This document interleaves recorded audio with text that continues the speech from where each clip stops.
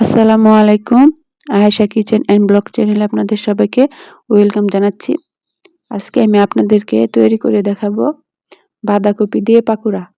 কোনো রকম বাড়তি মশলা ছাড়া আজকে আমি বাঁধাকপির পাকোড়াটা তৈরি করে দেখাবো। সেজন্য এখানে আমি বাঁধাকপিটাকে ভালোভাবে ধুয়ে কুচি করে নিয়েছি প্রথমে। তারপর এখানে একে একে আমি মশলা অ্যাড করব। সেজন্য এখানে আমি প্রথমে দিয়ে দিচ্ছি পরিমাণ মতো লবণ। লবণটা দিয়ে ভালোভাবে হাত দিয়ে কষলে এটা থেকে যে পানিটা আছে সে পানিটা বের করে নিতে হবে। বাঁধাকপি কুচি থেকে পানি বের করে নিয়েছি। এখন এখানে দিয়ে দিব 4 টেবিল চামচের মতো ময়দা, আর দিয়ে দিচ্ছি 2 টেবিল চামচ হলো শুকনো চালের গুঁড়া। এখানে আমি বাড়তি কোনো মশলা দেব না, ঘরে থাকা মশলা দিয়ে আমি বাঁধাকপি পাকোড়াটা তৈরি করে নেব।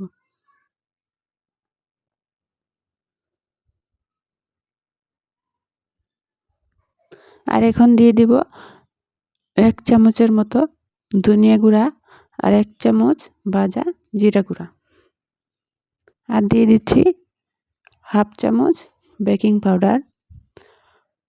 বেকিং পাউডারটা সম্পূর্ণ অপশনাল, আপনারা চাইলে দিতে পারবেন। আর এখানে দিয়ে দিচ্ছি অল্প একটু মরিচের গুঁড়া, যেহেতু এটা বাচ্চারা খাবে বাসায়, তাই মরিচের গুঁড়াটা আমি কম দিয়েছি, আপনারা আপনাদের ঝাল অনুযায়ী দিবেন। আর দিয়ে দিচ্ছি অল্প হলুদ বাটা। এখানে আমার হলুদের গুঁড়া ছিল না বাসায়, তাই হলুদ বাটা দিয়েছি। আপনারা 1/2 চা চামচ হলুদ গুঁড়া দিয়ে দিবেন। আর দিয়েছি পেঁয়াজ বাটা 1/2 চামচ, রসুন বাটা 1/2 চামচ, আর আদা বাটা 1/2 চামচ।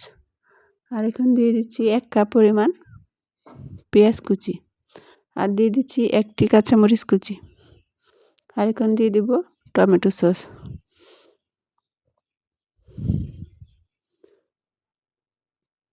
আর এখন এখানে দিয়ে দিব মসুরের ডাল বাটা। এখানে আমি 1 কাপ মসুরের ডাল বেটে নিয়েছি। এখন ভালোভাবে হাত দিয়ে মেখে মশলাগুলো সব একসাথে মিশিয়ে নেব।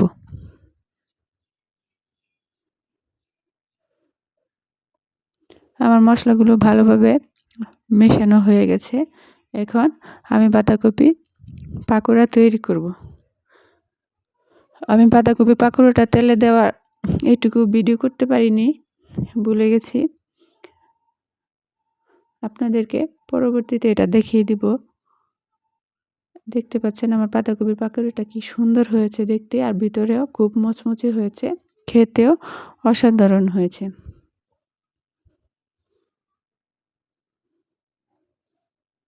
কালারটা দেখেন কত সুন্দর হয়েছে দেখতে।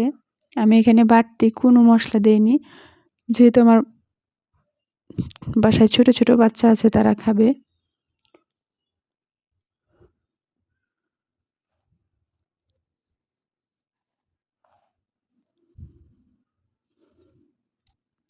আজকে আমি যে মশলাগুলো দিয়ে বাঁধাকপির পাকোড়া তৈরি করেছি, প্রত্যেকের ঘরে এগুলো থাকে। আশা করছি আপনাদের কাছে আমার আজকের পাকোড়াগুলো ভালো লেগেছে।